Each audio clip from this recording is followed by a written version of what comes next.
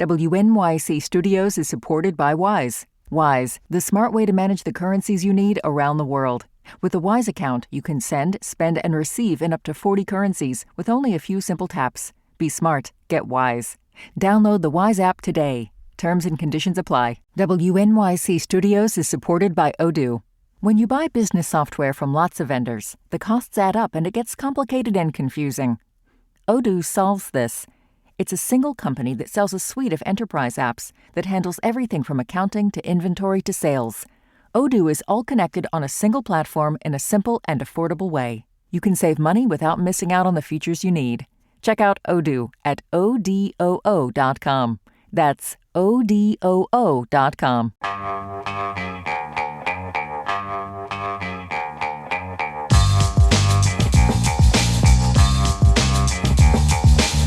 Brian Lehrer on WNYC. So let's talk trash for a few minutes, shall we? I don't mean gossip or insults. Don't call in with stories about the fight you heard your neighbors having through the walls last night. I mean trash, literally. Composting, trash bins, rats, dog poop. Because the New York City Sanitation Commissioner is here. Gregory Anderson took over the Department of Sanitation back in March, returning to the agency where he spent close to a decade before going to Albany for a while to work for Governor Hochul. The Mamdani administration has called him a key architect of the city's trash revolution. They use that term, and they brought him back to hopefully finish the job. Commissioner Anderson, congratulations on your appointment. Welcome to WNYC. Thank you, Brian. It's great to be here.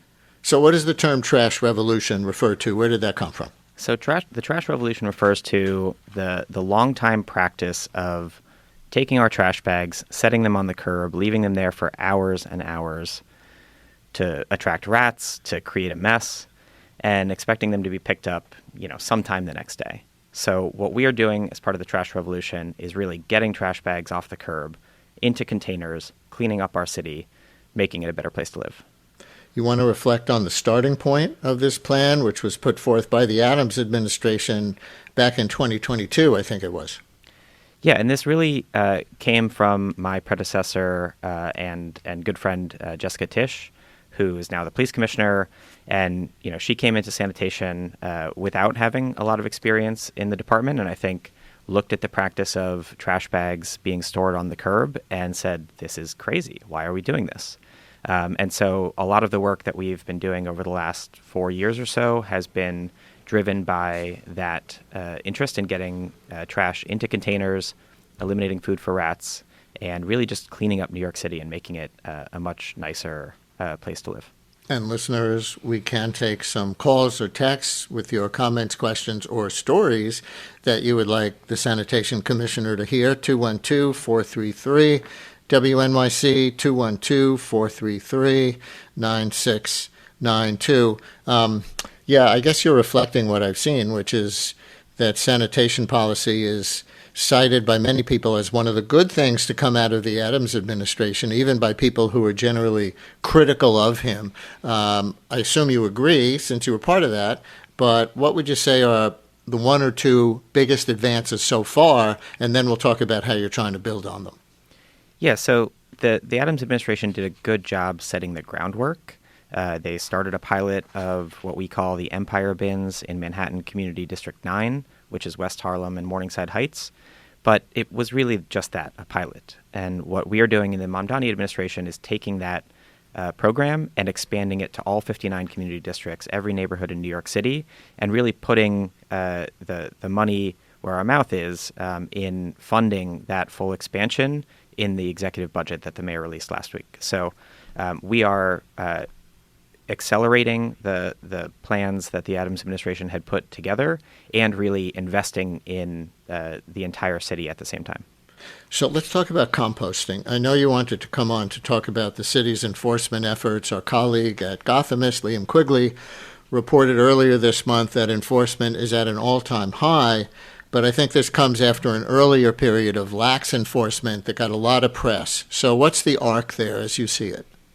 Yeah, the previous administration lauded the mandatory curbside composting program, and then as soon as it became mandatory, immediately said, hold on, don't issue any tickets. We're not actually enforcing this. So it's very hard to convince New Yorkers that something is mandatory, that they have to participate, if you're not using enforcement as a tool in your toolbox. So what we've done in the Mamdani administration is restart enforcement along with a really intensive outreach and education campaign. You should see our ads on subway cars, on bus shelters, sometimes online, really trying to focus on apartment dwellers and encourage them to participate, encourage them to call 311 if their apartment doesn't have a brown bin. And we're trying to drive up participation that way. We have What does enforcement look like when you can't track how each individual tenant in a building deals with their trash?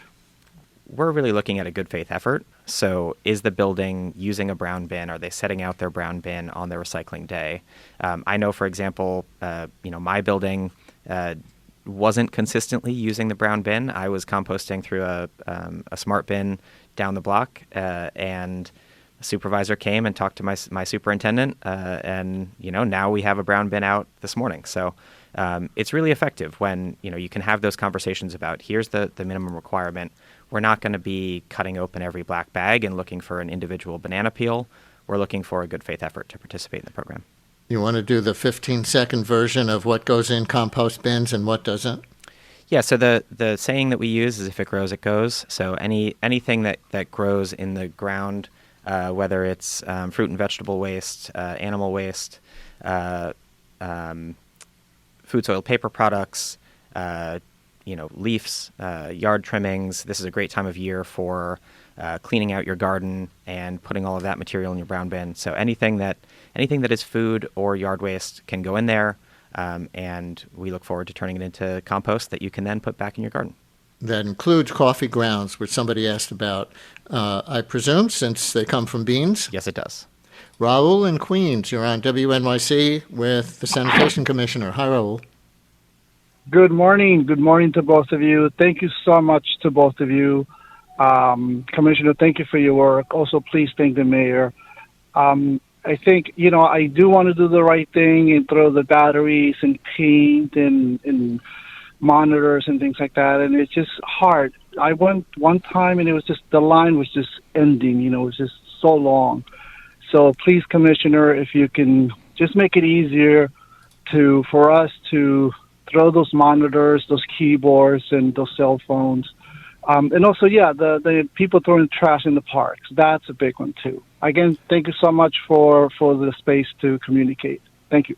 Thank you very much. Commissioner, want to answer his questions? Yeah, so I think Raul is referring to our safe disposal events, which we have one per borough each year. And those are really to get rid of the really hard to dispose of products that you have, maybe sitting in your garage or in your shed or your basement, things like household chemicals and prescription drugs and things like that. For electronic waste that Raul mentioned, we have a lot of programs that we offer for electronic waste. Many retailers are required by state law to take back products that they sell. So I encourage folks to go to our website, nyc.gov/sanitation, where you can find a whole range of options to properly dispose of those materials. Here's a composting question that came in a text. Listener writes, does the Sanitation Department intend to do a public information campaign for composting? This says pitifully few people understand why it matters, where it goes, and how they personally benefit. You want to do a short version of that right here? Absolutely. So the public education campaign we have right now is about understanding how to do it. I agree. The why is very important. And two main reasons here. One, we can get our food waste into locked, rigid brown bins that are rat-proof, rat-resistant, and make our streets cleaner. Number two, we can reduce our greenhouse gas emissions, our carbon footprint, and create compost, which is a great soil amendment to make healthy gardens and parks all across New York City. Next topic, containerization. Last month, the mayor announced that the city is rolling out more than 6,500 of those Empire bins, as they're called, across the 5 boroughs by the end of next year, with full residential containerization by 2032. For listeners who've never seen one, and I know only select neighborhoods have had them so far, what is an Empire bin and why is the city going all in on them? So these bins are very common in many parts of Europe. They're a larger container than what's used in the U.S. that are typically like 96-gallon containers. And the Empire bins are great because they're collected using an automated side-loading collection truck. There's very little manual effort involved. It's much safer for our sanitation workers, and it's much cleaner. If you go to West Harlem today and you walk around, there's Empire bins everywhere, and you don't even notice them because they sort of blend in with the landscape. They're relatively small and compact, and they hold a lot of trash. So we're excited to roll those out to Brooklyn Community District 2, which is downtown Brooklyn and the surrounding neighborhoods this fall, and then to 6 neighborhoods in all 5 boroughs next year.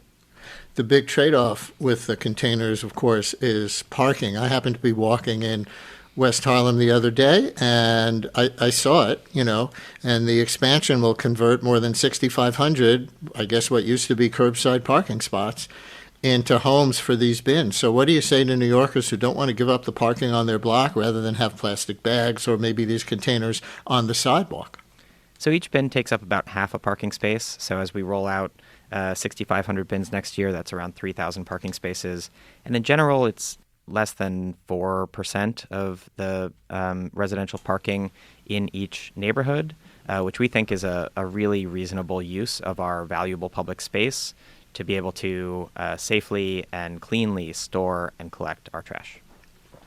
Here is a creative suggestion, I think, for something to do with those containers. Diane in Upper Manhattan, you're on WNYC. Hi, Diane. Do they have them on your block? No, we don't. Okay, but you have an idea. Go ahead. Yeah, I think you should have competitions for artists and maybe engineers to design wonderful, beautiful containers. They can be different in different neighborhoods, but, put starving artists to work and make them really beautiful, not just big. I mean, I've seen all the containers in Europe. They are better than seeing piles of brown garbage bags outside in piles and mountains. But they could be really beautiful. And let's get artists designing and have artist competitions to do it. What do you think, Kamish?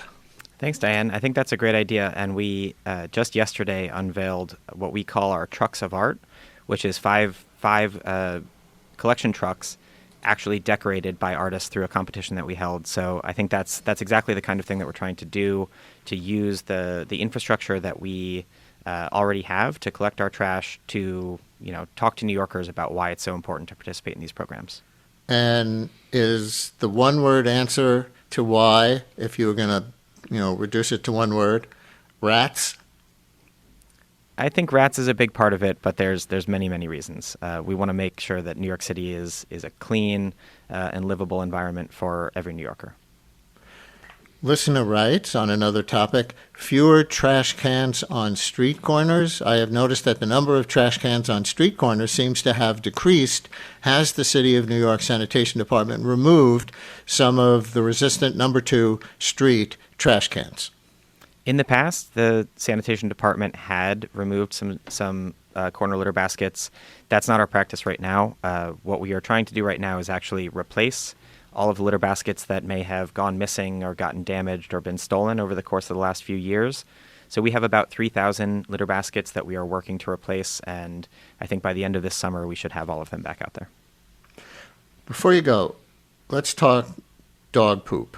Back in February, Gothamist reported that 311 complaints about dog waste citywide were up 81% from the same period last year. And according to the news organization The City, your predecessor testified earlier this year that the Sanitation Department wrote just 2 summonses for failure to remove dog waste in all of last year. This has come up from several callers recently, by the way, from different neighborhoods. So it seems to be a thing out there right now. And your predecessor said catching someone in the act is very, very slim, meaning the chances of catching someone in the act. So how do you actually enforce that? It's very difficult to enforce. And I think the most important thing is that every New Yorker who has a dog knows that they're supposed to pick up after it. So this is not a matter of educating people about what they're supposed to do. It's about creating the expectation that people actually do the right thing. So we had a city council hearing yesterday on what the city council is calling the Scoop Act, which is a number of interventions, both public education and awareness, enforcement, and providing additional dog poop bag dispensers in public space. And we're very excited to work with the City Council to try to move all three of those forward in a way that works and makes it easier for New Yorkers to pick up after their dog and creates real penalties for those who don't. One more listener question after we talked about the street corner trash cans. Listener wrote, can we request a litter basket? Absolutely. You can call 311 or go to 311 online and submit a litter basket request today. Gregory Anderson, the new Department of Sanitation Commissioner under Mayor Mamdani, thank you so much for joining us. Let's do this from time to time. You can tell from just, the number of listener calls and comments we took with you now, and there are so many still on the table. People really care about the cleanliness in their neighborhoods, and we know you're trying. So come on with us from time to time, okay? Absolutely, Brian. Everyone loves to talk trash. WNYC Studios is supported by AT&T. Summer, it's when we share more time, more memories, and more photos. And at AT&T, the iPhone 17 Pro is your summer essential. Its center stage front camera auto-adjusts the frame to fit everyone into group selfies. Right now at AT&T, ask how you can get iPhone 17 Pro on them with eligible iPhone trade-in any condition. Requires trade-in of iPhone 15 Plus or higher, excluding iPhone 16e and 17e. Requires eligible plan. Terms and restrictions apply. Subject to change. Visit att.com/iPhone or visit an AT&T store for details. WNYC Studios is supported by Odoo. When you buy business software from lots of vendors, the costs add up and it gets complicated and confusing. Odoo solves this. It's a single company that sells a suite of enterprise apps that handles everything from accounting to inventory to sales. Odoo is all connected on a single platform in a simple and affordable way. You can save money without missing out on the features you need. Check out Odoo at odoo.com. That's odoo.com.